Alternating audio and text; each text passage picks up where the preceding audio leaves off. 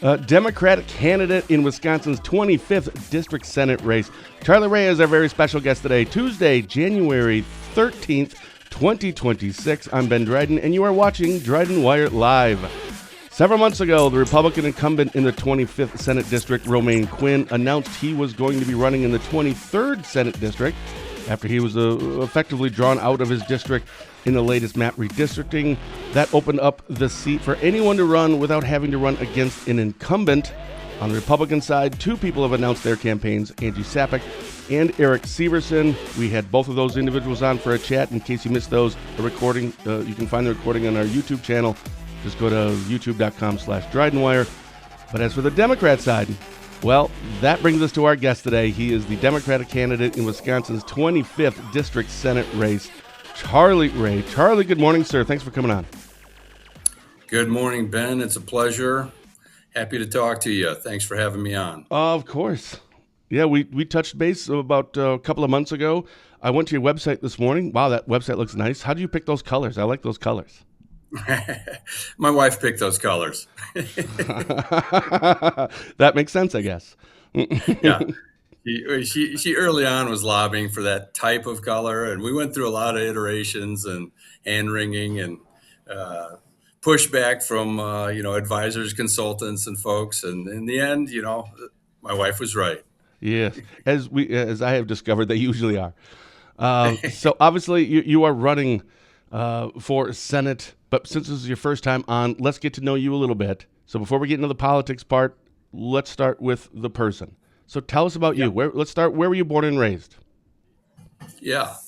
Well, I'm one of those friendly Illinois brothers. I was born in the Chicago area, raised in Chicago, and family had season tickets to the Bears. So there is a little bit of loyalty there. But I tell you, I love the Pack, and I'm a huge fan of cooperatives. So I love that the Green Bay Packers are our only NFL team that's run as a cooperative. So I think that's pretty awesome. So grew up in Chicago, got into fishing really early on up in Wisconsin. Really, it's imprinted early in my life on northern Wisconsin, and got hooked on fishing. And when I think of my life, I think of basically growing up on Lake Michigan, looking out at that vast horizon and catching perch and trout and salmon there. And that really led me to a lifelong interest in the outdoors and connecting with nature. And early on, I got interested in the environment through that stuff. And our local high school had a gentleman who toured around the schools and talked about water issues and the Great Lakes. And I got connected with him and got really interested in acid rain as a kid, and actually did a whole research project on that. And acid rain is one of those issues that was a really big deal back in the 70s. And it's a great example of an environmental problem that people came together over and figured out a solution. And we now put scrubbers in our coal-fired plants to get the sulfur dioxide out of the emissions, and acid rain is not a hot topic anymore at all. So yeah, you don't hear about that anymore. But it sounds like you immediately fell in love with the outdoors, even as a young age. Yeah, really early on. That's what I think about. Most people think about growing up in northern Illinois or Chicago as just asphalt jungle, suburban, endless suburbia. But for me, I actually live right now almost exactly as far from Lake Superior as I grew up from Lake Michigan. So, and I'd lived here for years before I realized that. I went home to visit my father once and went for a walk down to my old fishing hole and on the pier on Lake Michigan. And I realized, hey, it takes me exactly as long to walk to the lake here as it does back home in Wisconsin. So, the apple doesn't fall far from the tree on that one. Sure. And so where do you live now? I live in the Sioux River Valley between Washburn and Bayfield, Wisconsin. Actually, on this map behind me, I live right in this area. So we're in between Bayfield and Washburn. It's rural, and we're about a mile and a half from Lake Superior. And in the town of Bayview. So we're not in the city of Washburn or the city of Bayfield. We're out in the country. how did you get there?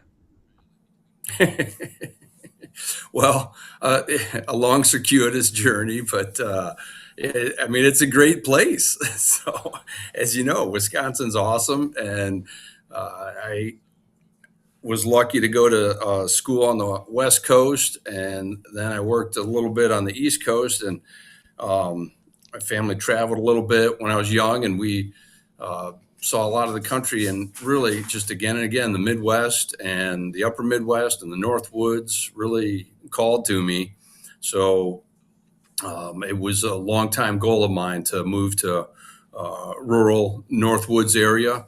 And I really actually very deliberately looked around, where's an affordable place to live? Where's a place where you can, practice farming, do forestry, hunting, fishing.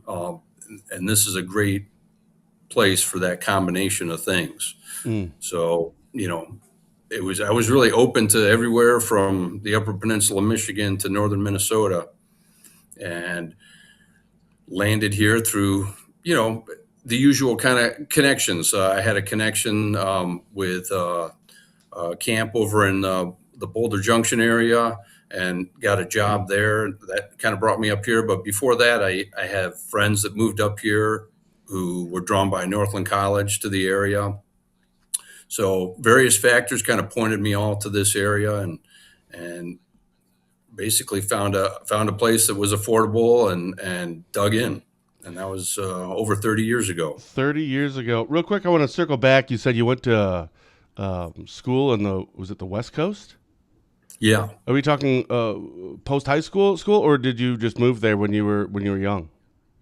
No, I went through high school in Chicago area and went to UC Santa Cruz on the West Coast to keep on with that environmental interest. I went for an environmental studies degree out there, which is, at that time, it was one of the only places you could go for an environmental studies that wasn't all science focused. So it was more policy and, how do you solve problems, and what are the politics, what are the economics, what are the ethics, what are, the statistics, trying to understand the whole perspective of how you, look at an issue and then translate that into something useful to solve it. And when you were getting this degree, you were obviously interested in this, you were passionate about this, but did you apply that to a career? I'm going to do this, and when I get my degree, I'm going to be this when I'm grown up. I did not go into it with a career focus. I went into it with a focus on, just being engaged and being part of solutions and politics, and, what direction it, took. That was not a concern. I did go immediately right out of college into policy. I went out to Washington, D.C. I worked for a nonprofit group on wetlands policy, and that led immediately to a position with the U.S. EPA and headquarters working on wetlands policy. And that was an interesting time to be on wetlands policy. That was George Bush Sr.'s presidential administration, and he was the first president to come out with a no net loss on wetlands policy. So the president had actually made wetlands a campaign issue. He was an old school Republican that was, supportive of conservation, and a lot of Republicans have been supportive of wetland policies because that's where the ducks come from, and they understand the importance of wetlands for flood control and all the many reasons that we want to protect wetlands. So it was a really interesting time to be in DC, and in particular on that policy, because we literally would have, the White House calling our office there at headquarters and saying, what's going on with this wetlands issue, out in Iowa or something like that. And sometimes I'd get tapped to go and start calling people in Iowa and figure out what the heck's going on. Yeah. So I only did that. I did that for about 2 years, and very part of a very methodical plan to just make some money, get some experience in the environmental professional world, and then move back up to the upper Midwest and land here. Yeah, and to justify, all the money you spent on college. Probably should go into that career for a little while. Yeah, well, absolutely, and and I've stayed in the career. Right, I've been in one form or another of environmental work almost the whole time I've been living up here as well. So I didn't move up here for the career, but the career came with me. So what have you been doing for 30 years since you've moved to the Northwest? Been doing jack of all trades, really. Jack of all trades. Worked in. I kept going in the water policy vein. I worked as a handyman. Worked in construction. My first gig was just doing maintenance and construction, painting at that camp that I knew in Boulder Junction. Yeah. And quickly went to the Sigurd Olson Environmental Institute here at Northland College. They had a Lake Superior binational program, and I was fortunate enough to get tapped to be a coordinator for that. And that was a great experience. I got to work with a citizens commission of 24 people, 12 from the U.S., 12 from Canada, representing a spectrum of interest from mining and industry to environmental groups to labor to Native communities. And they would meet regularly in Canada. We'd meet in the United States, back and forth. And I was in charge of the U.S. side, just kind of running the meetings and organizing, and just a lot of fun, and just immediate connection to all sorts of folks doing great work and trying to come up with solutions. Though the whole focus of that is this pretty interesting program, a binational program to make Lake Superior a model for zero discharge of toxic chemicals in the Great Lakes. So, the Great Lakes share the border between U.S. and Canada, and we got all kinds of states that border the Great Lakes and provinces. So they are, they're a treasure, and they're a huge water resource for the two nations, used for transportation, for drinking water, recreation. And we manage these lakes through treaties between the U.S. and Canada and all the Great Lakes states. And this group of citizens was tapped to advise the governments on, policies that would make sense to implement their plan, which was their plan was, was to clean up the lakes and stop polluting them. And the thought was, hey, let's take the most pristine lake at the top of the watershed, Lake Superior, and try to make that a demonstration area for how you would not do any pollution with toxic chemicals in your lake. And that, and they were pretty successful with that. I actually don't know what the latest, thought is on how far they got, but we have worked through a lot of different chemicals and eliminated toxic inputs to the lake. But it's a complicated problem, as so many of them are. Ben, one of the things that really opened my eyes was the work that was done by a scientist informing this stuff was chasing chemicals down. Where do they come from? And, one of the issues was things like, we had some chemicals coming from medical incinerators in the Twin Cities, and then and they were finding chemicals in the lake. They couldn't figure out where they could be coming from. They realized they were coming off of, they were agricultural chemicals from cotton growers in Texas. How? So, connect the dots for me. How? Through the wind. What? And so they developed these models that they realized, we're in, Lake Superior is in the 24-hour airshed of the Twin Cities. So we're finding these dioxins in Lake Superior, and they're thinking there's no way that these dioxins are coming from the people who live here. What's going on? And they realized, they're coming from the air. They're coming from the Twin Cities. So, those medical waste incinerators have been reformed, and they don't produce that kind of toxin anymore. But so, I think Texas is in our 1 to 2 day, or maybe it's 2 to 3 day airshed. So something that when the wind kicks up in Texas, and sometimes the wind's howling, and it picks it up, throws it in the clouds, and next thing you know, it's raining here, and it's coming out of those clouds. No kidding. It's wild. So that was a great, education. Another kind of wild thought on this stuff that came up in that I learned about in that is this idea of the grasshopper theory of toxic chemicals. The thing about toxic chemicals is they stay in the environment, okay? And so in colder environments, everything moves slower. And so the chemicals don't, go away, or they don't get absorbed. They don't get evaporated back into the environment as fast. So when you live in a cold place like Lake Superior that's all water, stuff comes in from the outside through the air and it rains down on the lake. But then the lake is like this cold refrigerator, and the water doesn't get warm and evaporate. And so the chemicals stay and they tend to build up. And so that's one of our challenges with this kind of a body of water is it's a big, deep, cold body of water. And yeah, it's pristine and it is extremely high quality water. I drink right from Lake Superior myself. So when you get all this information, who do you take that to?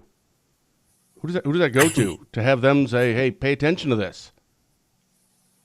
Well, that's what this body was doing. It was, citizens group that would take this information and then do what? Come up with consensus, suggestions to the government. And I mean, that's what you can do is you can petition the government and say, hey, we think, we should have regulations on mercury in batteries to reduce the amount of mercury that ends up here. And does that go well? I mean, when you did it, and did you face partisan opposition? Or is this like universally accepted as wow, thank you very much? Now, what we do with it maybe is a little bit different. Maybe that's the partisan aspect of it. But is that information welcomed? It was not always welcome. And a lot of times we couldn't get to consensus with this group. Oh. And there were people in the group from the environmental side who were, filing lawsuits against other people in the group who were running mines. So it was a contentious situation at times, but it was also really interesting to see people come together and do get to consensus on things. But, we weren't setting the policy, and it was not it was a nonpartisan board, Ben. So it wasn't, it's kind of like county board or something like that. It was not a politically appointed board. So speaking of that, I saw on your website this morning that you were on a township board and county board. I don't know if at the same time, but I think it was like 15 years total. Did some of the things that you've been talking about, you worked on, did that kind of lean you or kind of get you a little more interested in the government aspect of it? Now, obviously, this is local government. What led you to wanting to get into local government? Well, a neighbor suggested I run. Here's how it goes. Hey, you should do it. Okay. That's kind of how it happens. Sure. Coming from that background, I was always sort of thinking, I'm interested in politics and engaging in the conversation and trying to solve some of these problems, Ben. So there was an opportunity to run for, town board, and I went for that. And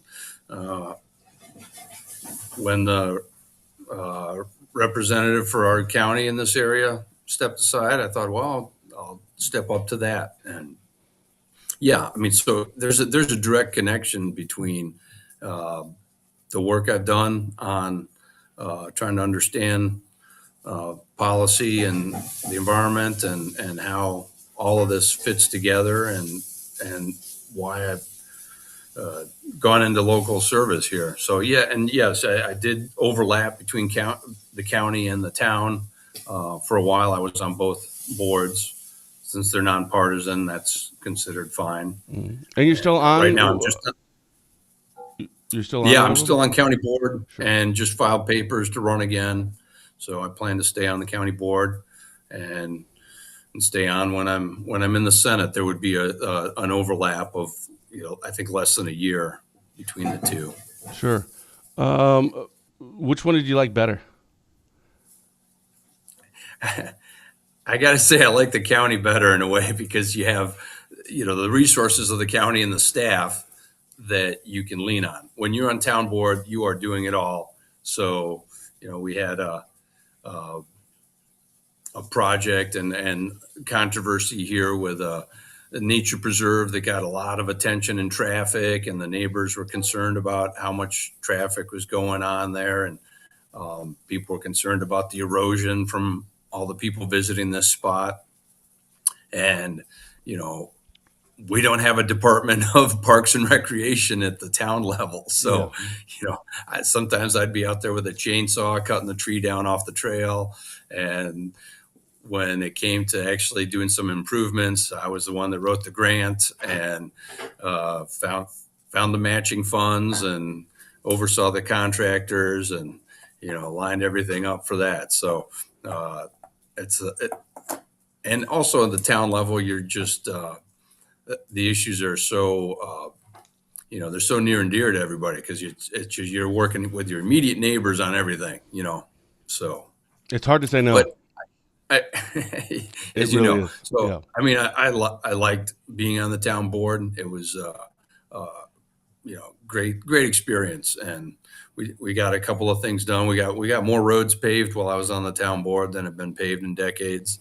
We got solar panels put in at the town that pretty much cover the electric bill at the town and garage.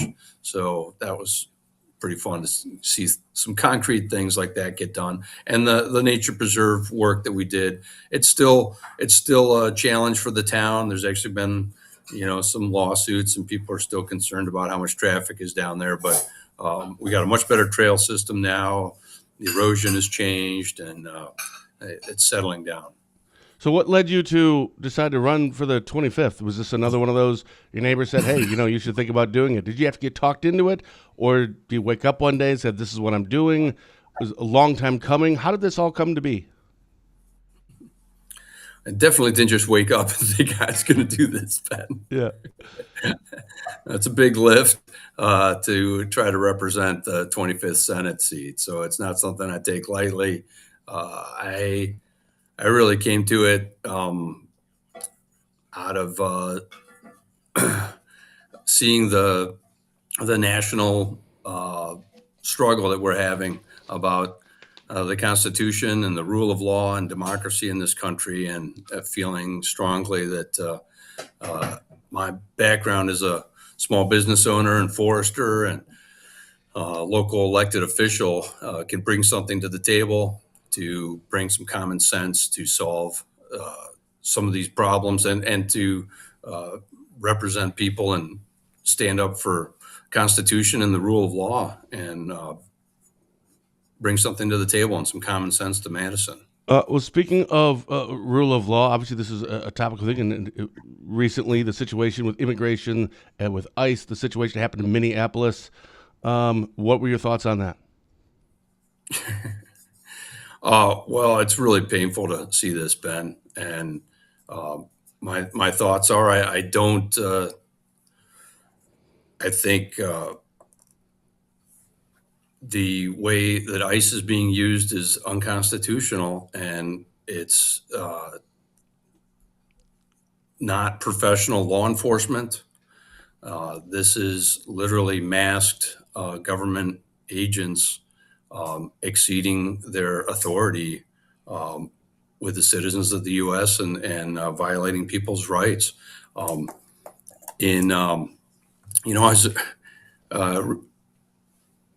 mean, look at the Constitution, look at the law. There's nothing that's going on here that's really appropriate. It's just it's a tragedy, and we need to stand up and speak out about it. I was reading the Wisconsin Constitution recently, and there's actually an Article 15 that specifically protects the rights of alien residents in Wisconsin. So that was really striking. In our U.S. Constitution, the rights of all people are protected from illegal search and seizures and things like that. So the Constitution does not differentiate between whether you're a full citizen or not. You still have rights and rights to a fair trial and et cetera. So, I'm not.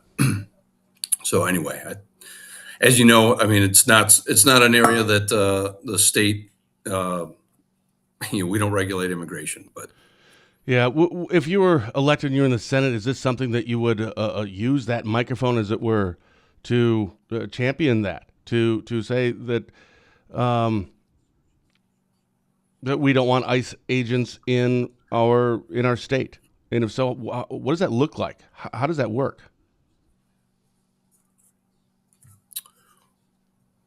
I think I would be a champion for our rights and freedoms and the rule of law, Ben. So, you know, no ICE agents in the state. That's a sweeping, suggestion. I mean, it's really about how the ICE agents are operating and what's appropriate in our state and what they're doing. So, I would stand up and ask questions and push back on the this kind of abuse of law enforcement. And I mean, I think it gives law enforcement a bad name, and they have enough challenges as it is, maintaining good relations with our communities without this kind of unprofessional and abusive,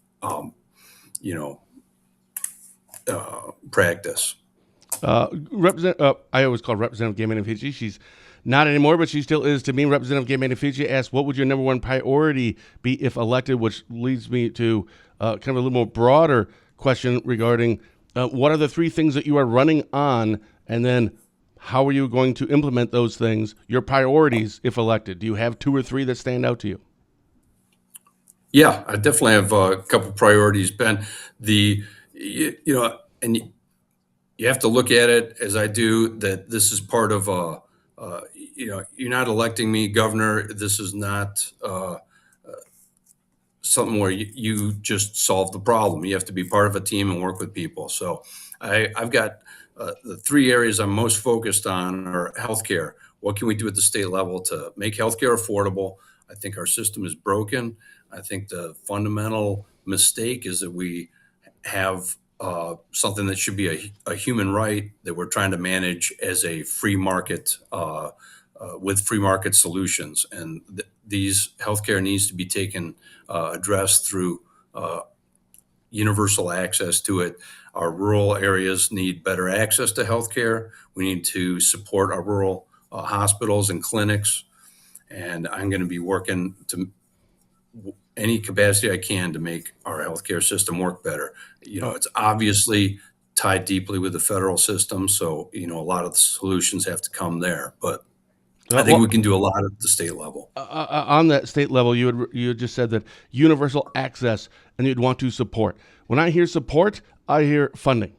Do you mean that in a different way? Because I don't want to infer something that you're not implying. What do you mean by universal access, and what do you mean by you would support? Well, I think I'm using access in a couple different ways there, but access in rural Wisconsin, we have an issue with just getting to and having service of healthcare in rural Wisconsin. So that's one level of access that I'm talking about, is we need to keep what we have and try to create more opportunities and ways for people to get their healthcare taken care of. And universal access, yeah, ultimately, I am talking about paying for that. And, right now, we have the most expensive healthcare in the world, and we have mediocre results. So we're paying for it right now. So whether, we're paying insurance premiums or taxes, we're paying for it now. So I'm interested in a conversation about how we can take this massive system that we have and slowly, you don't snap your fingers and fix this.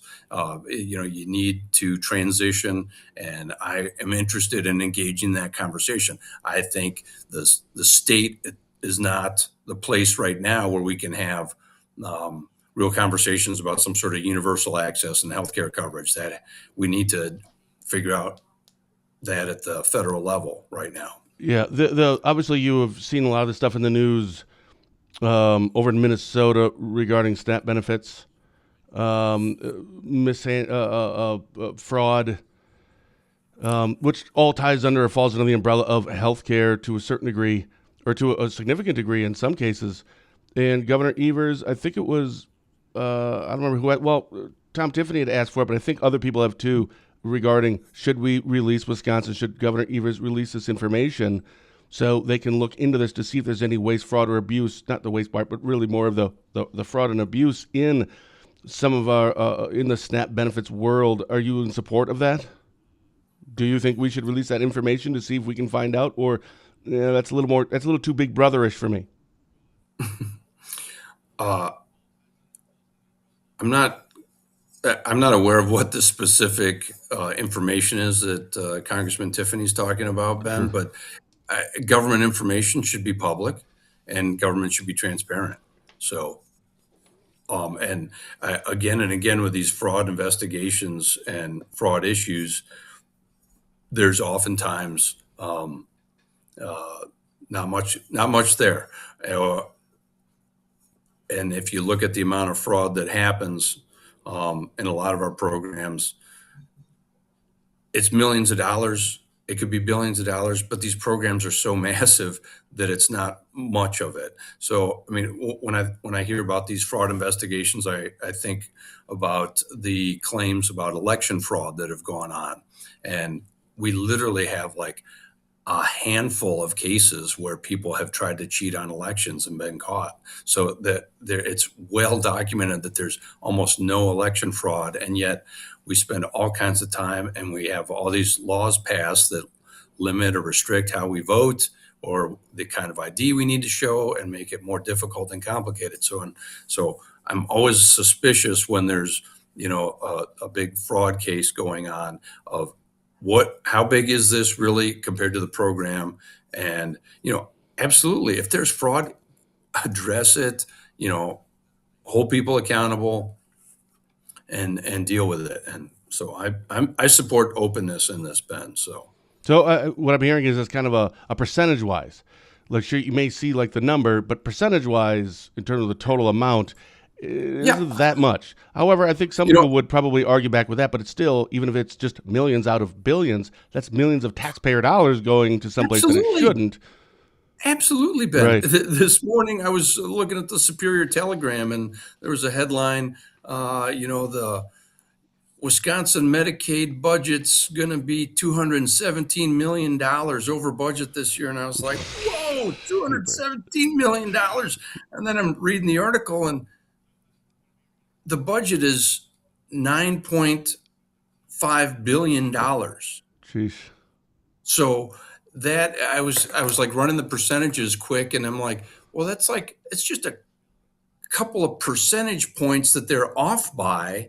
And so, we're not talking fraud. This is just like, they went over budget this year. Yeah. And the article went on to explain like, they went over budget because of this and that and the other thing. And it's like, well, if you can keep your budget within a couple of percentage points, like, well, that's not too bad, especially if there's good reason. Yeah, so, I mean, you're on the county board, so can you imagine if every single department in your county only ask for like 1 or 2% more every year? It'd be like, fantastic, right? Yeah, I mean, that's manageable. Yeah.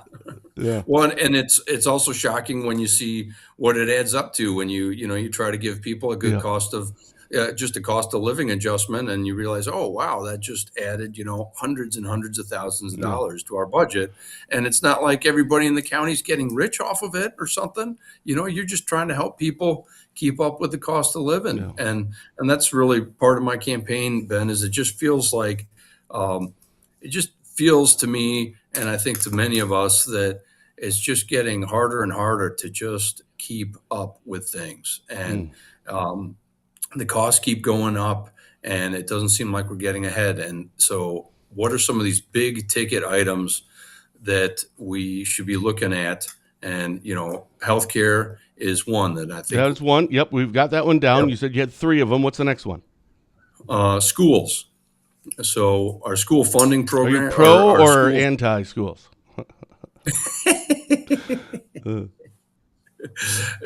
That's a great question. I'm going to guess pro. I think everybody is. No, I'm pro school, and I'm still brushing up on the Constitution. I didn't get to the part about schools, but schools are written into our Constitution in Wisconsin. I didn't realize that until somebody just recently told me, we're required to fund the schools constitutionally. So that's really interesting. And I think the two parties have failed to come up with a good system on how to do this. And the current system was set up decades ago as a reform of our school funding structure, and basically flipped it from 2/3 general funds, state funded for our schools, and 1/3 local, and flipped to 2/3 local and 1/3 state. I think at a minimum, we should consider just going straight back to the other ratio.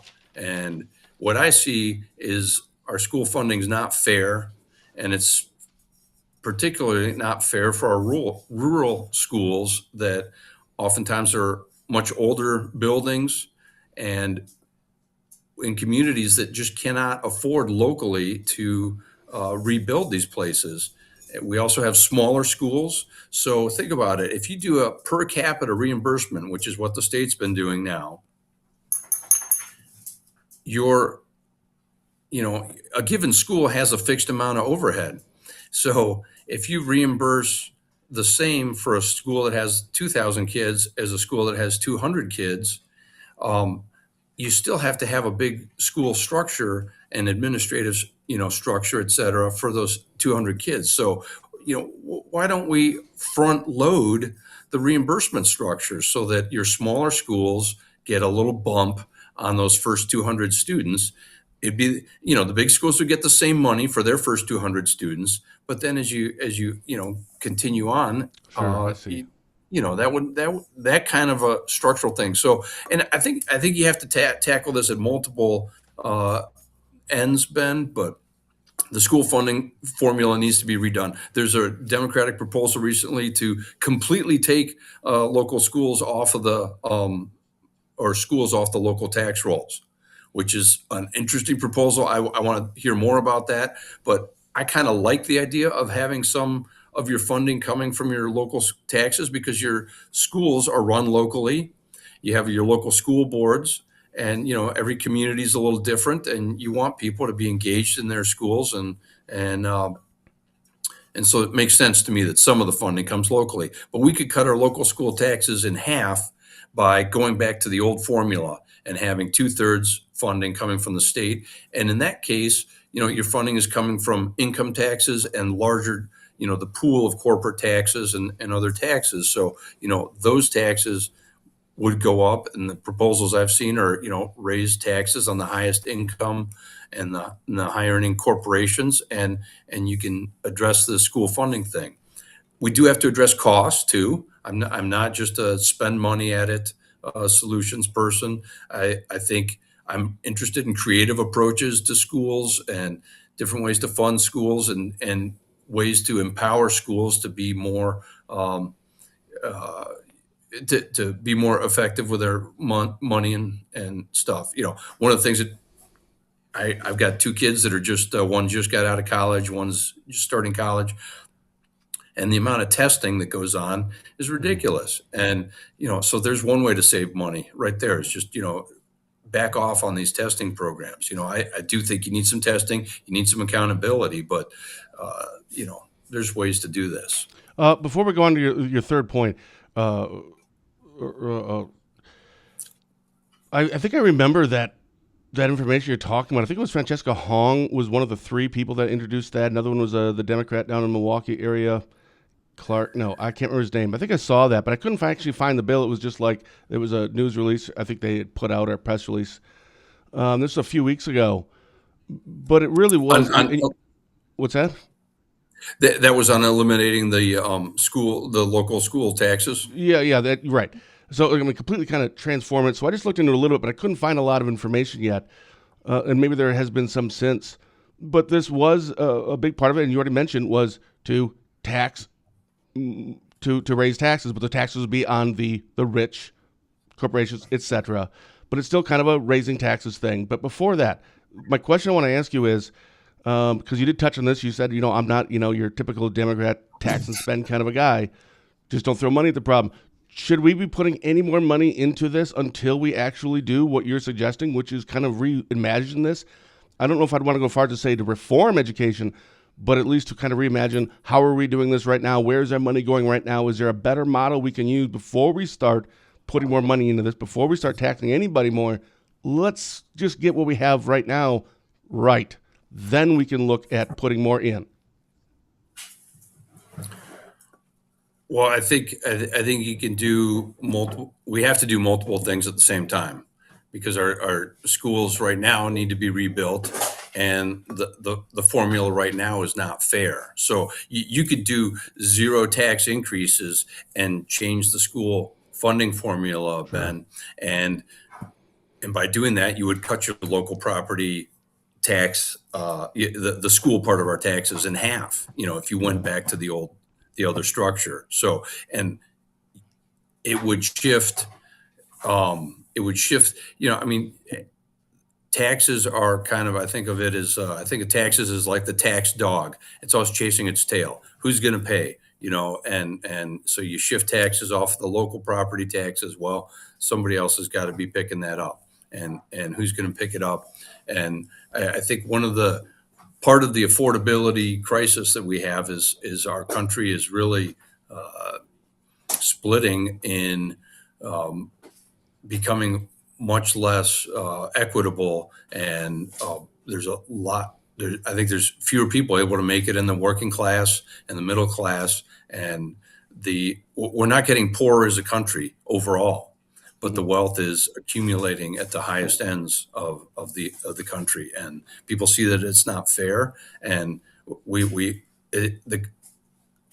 people that are doing well as part of our country, and so we should all be, sharing that and participating in the growth and the wealth of the whole country. And we're not so poor that we can't solve this, Ben, and we're not so rich that we can just throw money at this without thinking about it. So I think you can approach this by reforming the funding, and at the same time looking at how we can do schools better and give them more tools to solve their problems. Sure. Were you a fan of Evers' line item veto for the 400-year extension?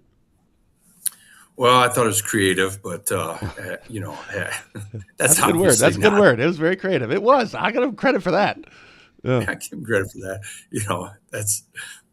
That's not really how anybody wants to govern, and I think that's a sign of kind of the dysfunction in Madison that's been the hallmark of the last couple of decades down there, with the parties not able to work with each other. So we have a few questions, and by the way, everyone, we'll get to those in just a little bit here. I want to make sure we get your third priority, the three things you're kind of running on, because most campaigns, they usually have like, here are my three things. So we've touched on healthcare. You said schools, so essentially education. What's your third? Third one is local control, Ben. And what I'm talking about there is empowering our communities by pushing back on Madison's micromanagement of laws and regulations that tie our hands to solve our problems locally. That doesn't happen. Come on. And, there's a tension between the local and the state and the federal, and we need, I believe, in a system that has, different levels of government that address different things. But when we're trying to make a decision locally here on, something like whether we're going to approve a project to pump some, we had a business proposal to bottle some water up here. And as we went through that process, the attorneys advised us, well, with the state laws, you can't really put conditions on how much water could be extracted with this project, even though the proposal was just to use water that was already flowing out of a well. If you permitted this bottling facility, they could take that permit and start ramping up and turn it into a full-on, pumping station.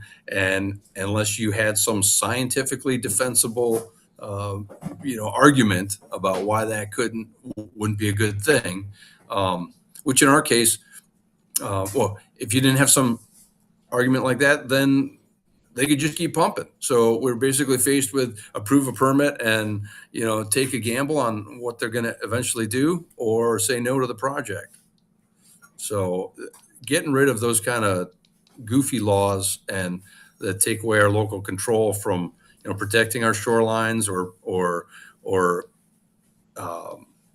communities and from development projects. The data centers are a huge conversation topic right now. You can't put conditions on a permit for a data center because of this statute. And so I've got a friend who's an attorney, and we're working on a list of stupid laws that we want to get rid of when I get into the legislature. So. Oh, I can't wait. You should publish those. I can't wait to see what those are. Oh, that's going to be awesome. What are the... It's a work in progress. Yeah, and I don't think it'll ever be finished, actually, because I think the more you get into it, the more you're going to find. But I typically ask, anytime a candidate comes on, I ask the question of you're running as a Democrat, what are Republicans, the GOP, or maybe even a Republican opponent when it comes to the general election, what are they going to go after you for? What are they going to hit you on? Whether it's legitimate or not, it doesn't matter, because, candidates don't really get to decide what issues voters are interested in. That's up to the voters. But what have you identified that you think they're going to hit you on, and how are you going to respond? Well, I think they'll probably go after my record in local government here, and so I've been on the county board. We've passed consensus budgets over the years, and yeah, we've increased taxes sometimes, and but I've argued for and successfully pulled things out of the budget and try to keep costs down. So that's always you're always a target if you voted on things. But look at the record. Just about it's almost always been a consensus on those things. So we voted on things that needed to get done. I suspect that they will go after me because we're the proud owners of a great bookstore up in Bayfield, Honest Dog Books, which has a diverse collection of books, including books from the LGBTQ community. So I fully expect that they'll, come after me as, being some crazy liberal on that base. But it's a bookstore. It's not a school library. Right, I'm It's just a saying. bookstore. I'm not saying that this stuff shouldn't belong in the school library. That's for other people to decide. I just mean this isn't like public education. It's a private business. I'm assuming you also have books there about Hinduism or about Christianity or like a religious section. I'm assuming. Yes. But it's a bookstore. Yeah, I don't think that's going to stop anybody from coming after us over that. Right? Yeah, that's weird. Well, if those are only two things you're worried about, I mean, that's not. The tax thing, increase some taxes. Well, you're a Democrat. I think that's just expected. I mean, it's not enough to go after somebody for individually. I think that's just like an umbrella thing for Democrats anyway. So yeah, I think you're going to be okay on that one. There's a couple. I hope so. I'm sorry. We had a question up here somewhere from Jay. There we go. Good morning. Do you have a stance on legalization of marijuana?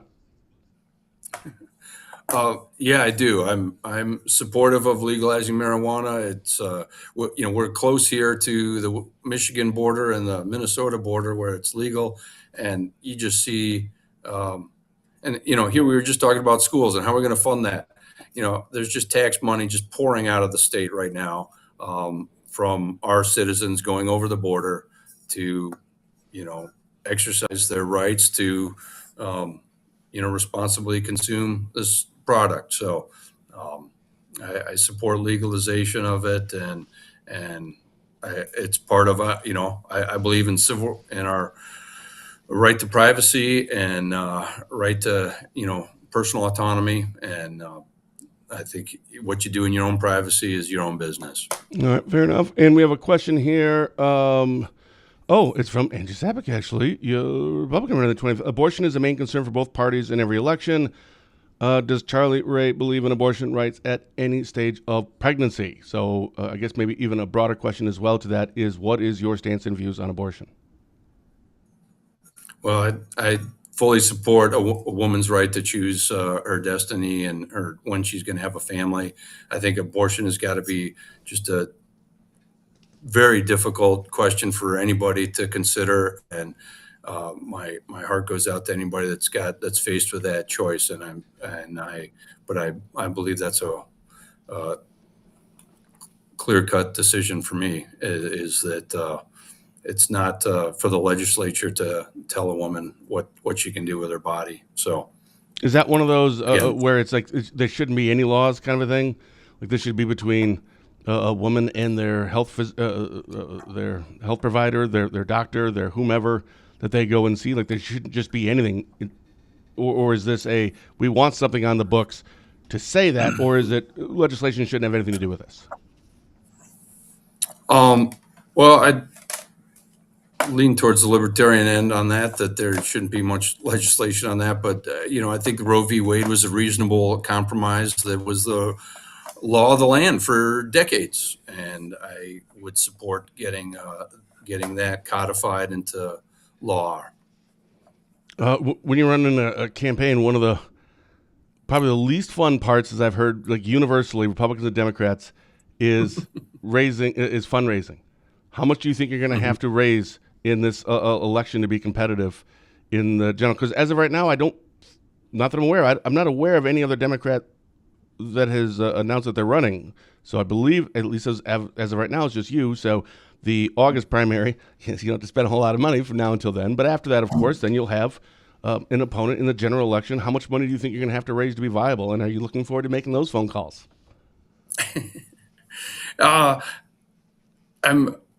It's my first race, Ben. I'm an innocent. I've been making the phone calls. I've been doing the fundraising, and so far, it's been not the worst thing. And everybody tells me the same thing, that it's their least fun part of the job. So yeah. I think when it stops being a novel thing for me, it'll get to be a grind. So people warn me about, you're going to be on the phone for 8 hours a day, right, making calls. So, but it's also a great way to network, and you're connecting with people. So, and working on explaining your pitch and why we've got, I think we've got a great chance in this race. So, we're hoping to raise hundreds of thousands of dollars. Yeah. And it's going to be. I expect this will be a very expensive race. Well, and going into this, you obviously are aware of this. Yes, the massive change, but still, you can kind of go back and kind of look to see where this district leans, and it does lean red. I don't think maybe as much as some people may think, but it does lean red. So now the advantage that you have, there isn't an incumbent, so that's nice. But it's an uphill battle, right? Republicans kind of have quote unquote home field advantage. You're on the road, as it were. How as a Democrat, and knowing that a lot of this district is Republican, how do you reach them? Face to face, in person, talking to you, talking to any news media outlet, and putting my face out there so that people realize I'm not a big scary Democrat. I'm not some wild tax and spend communist.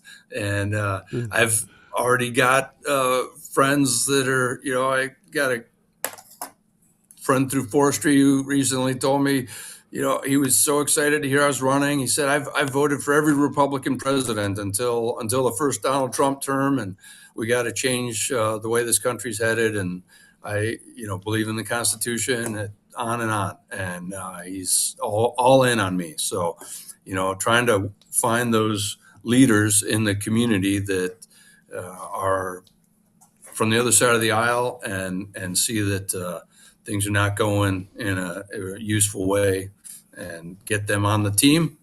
That's my strategy on that. That's a good strategy. Where can people go to find out more about you? Go to Ray for Wisconsin. That's ray4wi.com, and find out more about my campaign. And your wife's lovely decision on the colors for your campaign. I love those. That is great. Thanks. They're kind of a shout out to Northland College, our local liberal arts college that closed last year. But not quite. They're not exactly Northland College, but and the other part of my logo that I'm happy with, which shout out to both of our backgrounds, is the logo includes a map of the district. Oh yeah, so I love maps. That's one thing you and I have really in common. We both love maps. The district is pretty epic, stretching from Michigan to Minnesota and all the way down to Osceola, St. Croix Falls area. So I've always thought that a Democrat, if you're going to run and you're going to run in a red area, like all of your logos should be all Republican red, or the other way around. If you're a Republican running in a Democrat area, just have all your stuff blue. Because a lot of people don't even know. It's like, okay, I'll vote for that one because it looks like they must be a Democrat if it's got blue on it. Like, that's what I would do. Yeah, it would be fun to test that theory, wouldn't it, Ben? Yeah, it would be. It would be. Well, Charly, it has been great getting to know you. We'll have you on again, obviously, in the future here when the races get a little bit closer. We may not have you on until after the primary, because if you don't have a primary opponent, we'll probably wait until after that. But we'll definitely have you back on again. Thank you so much. Is there anything you want to say, anything you wanted to make sure we talked about that we didn't get a chance to talk about? No, Ben, it's been great talking with you, and I let's not wait for the primary. I'd love to talk with you before then. All right. Well, what we could do something. All right. We'll have you on maybe even just right after the primary, and you can give the whole breakdown on why everything went great for Democrats and bad for Republicans, or vice versa. However it is, we'll figure it out. That sounds good. Awesome. We'll look forward to that, Ben. Awesome. Thanks, Charly. Special thank you to the Democratic candidate in Wisconsin's 25th District Senate race, Charly Ray, for taking the time to come on for a chat today. Thank all of you, of course, for your questions and your comments during today's live stream. In case you missed any of today's show, the full episode will be available to watch on replay on our YouTube channel and on our website later today. I'll see all of you back here this Thursday, January 15th at 8:30 a.m. when North of 8 Design and Marketing founder Emily Gall and I will be back for our latest episode of That's Debatable. So until then, for DrydenWire.com, I'm Ben Dryden saying thank you for watching, and as always, have a blessed day.